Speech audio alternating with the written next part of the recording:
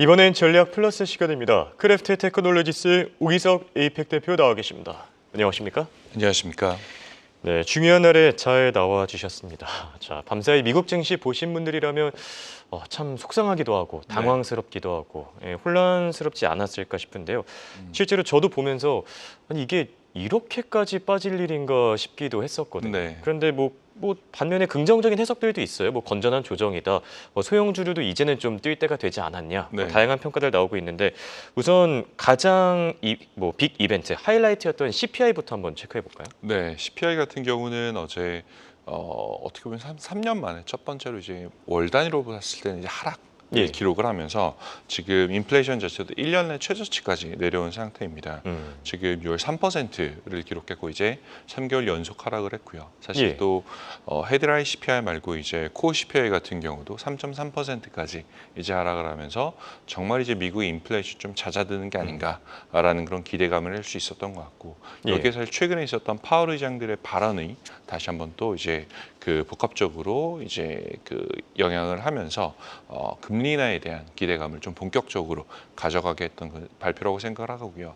사실 이제 그러다 보니 어제 시장 같은 경우도 조금 말씀을 드리자면 그 여러 가지 다양한 평가들이 있는 것 같아요. 일부에서는 대형주, 특히 이제 기술주들의 하락에 대해서 주목하는 분들도 계시지만 또 반대로는 이제 S&P 500 지수 안에서 보면 매그니피센트 7, 7종목이 사실 시장을 끌어왔었던 올해는 좀 애매하긴 하지만 한 1년 반 정도로 끌어왔는데 그걸 제외한 S&P 493이라는 이제 뭐 어떻게 보면 좀 신조어까지는 아니지만 S&P 493처럼 좀 소외받았던 종목들이 재조명받을 수 있는 건전한 조정이다라는 그런 이제 얘기도 좀 있고 사실 시장이 굉장히 좀 재밌었던 게 그 러셀 2000 미국의 소형주가 3% 이상 오르고 S&P가 하락했던 게 1979년 이후 딱 두 차례밖에 없었어요. 정말 그래서 맞습니다. 그래서 어제 나타났던 시장 굉장히 예외적인 현상이다라고 생각을 하고 있고요. 저는 전반적인 방향성이 어제는 좀 급격하게 움직이긴 했지만 시장이 금리 인하에 대한 호재를 바탕으로 점진적으로 상승할 것이다라는 생각은 가지고 있습니다. 알겠습니다. 네. 다행이네요. 어쨌든 장기적인 뷰는 여전히 긍정적으로 보시는 것 같고요. 네. 자, 금리 인하에 대해서도 좀 얘기를 나눠봐야 될 것 같은데요. CME 페드워치에서 이렇게 CPI가 둔화되자마자 바로 이제 9월 금리 인하 가능성이 90%의 때까지 뛰었거든요. 맞습니다. 앞으로 금리 인하 속도 정말로 빨라질까요? 사실 한 24시간 사이에 정말 많이 바뀌었고요.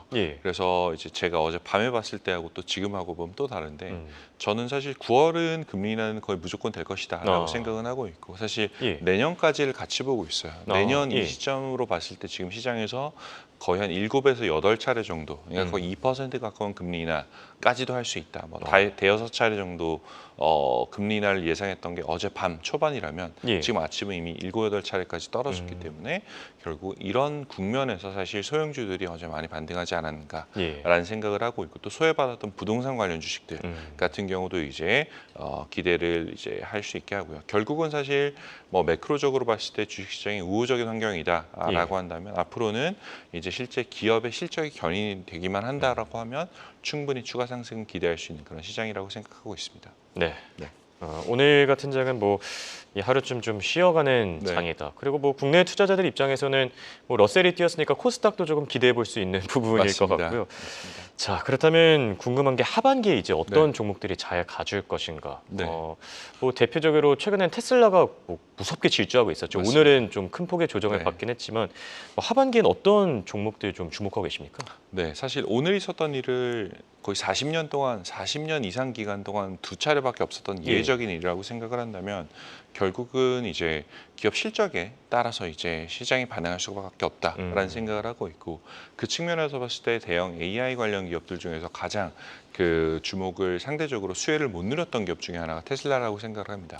어제는 사실 센티먼트에다가 그 로보택시 지연 기사가 같이 나오면서 좀 실망스럽긴 했지만 전반적인 지금 모멘텀은 여전히 살아있다라고 생각을 하고 있거든요. 그래서 국내에서도 사실 지금 이제 서학개미 분들이 가장 좋아하는 종목 중에 하나가 테슬라이기도 하고요.